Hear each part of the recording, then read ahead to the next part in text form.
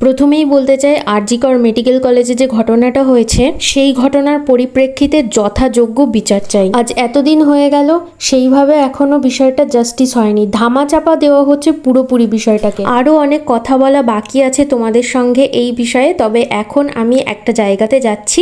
আগের দিনও তোমাদের সঙ্গে এই ব্লগের পার্ট 1 শেয়ার করেছিলাম যে কিভাবে মিউজিক তৈরি করা হয়, সেই সম্পূর্ণ প্রসেসের স্টার্টিং কি দিয়ে শুরু হয় এবং স্টার্টিং কিভাবে হয়। আজকে দেখাবো সেকেন্ড দিন কি হয়। সেদিন ছিল শ্রাবণ মাসের চতুর্থ দিন।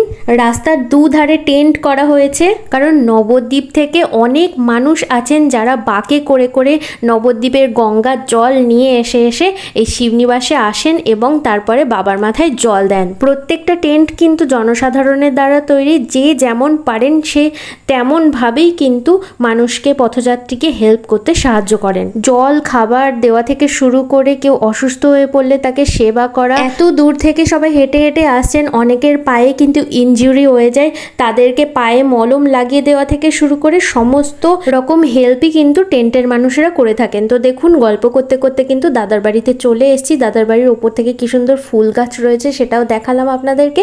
আবার সেই জায়গাতেই চলে এসেছি, দাদা এখানে কম্পিউটারে বসে পড়েছে আর এবার ফাইনাল রেকর্ডিংটা নেওয়া হচ্ছে। বৃন্দাবনে রাধা আমার জল শুইতে যায়, শান্তি তাহার মোহ মায়া, শান্তি তাহার প্রাণ, রাধে রাধে গোবিন্দ।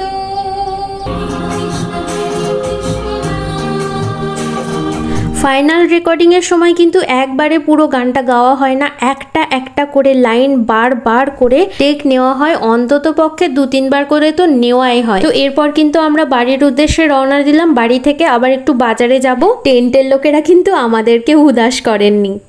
এটা হচ্ছে আমার দাদু বাড়ির গপু, কারণ আমার দাদু বাড়িতে গপু নেই, ঠিক আছে, আমার দাদু বাড়িতে কোনো ভাইও নেই, সেই জন্য আমার মনে হলো যে এই সামনে তো জন্মাষ্টমী, সেই জন্য এই ছোট্ট একটা গপু, আর দাদু তো মানে বার্থডে চলে গেছে, তাই দাদুর বার্থডেতে এই গপুটা আমি দাদুকে গিফট করছি। দাদু যেখানে খুশি নিয়েও যেতে পারবে, সিংহাসন পাদে শুধু নিয়েও যেতে পারবে, প্লাস ঘরেও রাখতে পারবে, ছোট্ট জায়গার মধ্যে ধরে যাবে। এই যে আমাদের সুন্দর গপু, এটা হলো আমাদের মামা বাড়ির ছোট ভাই। চলো ছোট ভাই। এই যে আমরা এখন মামা বাড়িতে যাচ্ছি আমাদের ছোট্ট গপু ভাইকে নিয়ে।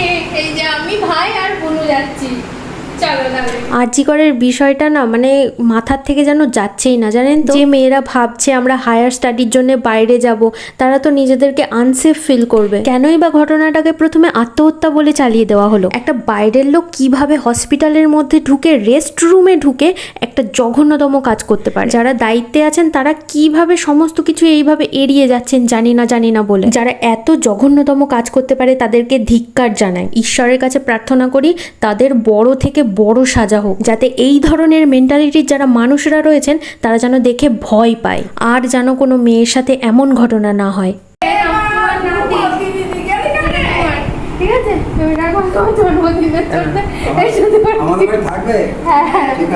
তোমাদেরই এখন সিংহাসনে দিয়ে আসো, পরে কালকে জল জমিতে বসো না। সিংহাসনে এখন সিংহাসনে রাখো না।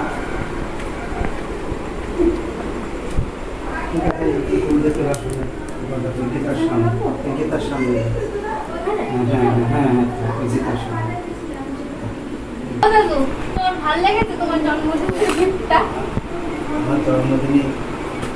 ওই দেখো ক্যামেরা করতে বলো বন্ধুদের। ছোট ভাই থাকলো, তুমি দিদি সবাই মিলে দেখাশোনা করো। সমু তো পড়তে গেছিল, পর তো মা একা একা ছিল, বলো সমু বাড়ি চলে আসে। এটা গোপালে শুধু মুখতে মিষ্টি খেতে হয়, মিষ্টি দাও, দেখো ঘরে ফ্রিজে মিষ্টি আছে। ক্যামেরাম্যান মিষ্টি খায় না, আর হচ্ছে আমি খাবো না। একটা প্লেটের মধ্যে দাও, ওরা দুই ভাই বোনে খাও একটা প্লেটের মধ্যে। বাট মা একা রয়েছে তো। হ্যাঁ, মা ভয় পাবে। তোর বাবা বাড়ি নেই আজকে? না বাবা তো সকালবেলা কিন্তু দেখা হলো আমার। ওই তো আজকে চলে মামা গেল তো। হ্যাঁ, তাই বলছে মা। দিয়ে আমি আর বুনু বলছি পরের বার যাতে দেখি আমরাও পারবো। হ্যাঁ, আসলে তোমার মামার হট করে হয়েছে। ও আচ্ছা। আরে কি বলতো, বোনের পরীক্ষা না থাকলে আমিও যেতাম। ওর পরীক্ষা না আমার যেতে হবে না।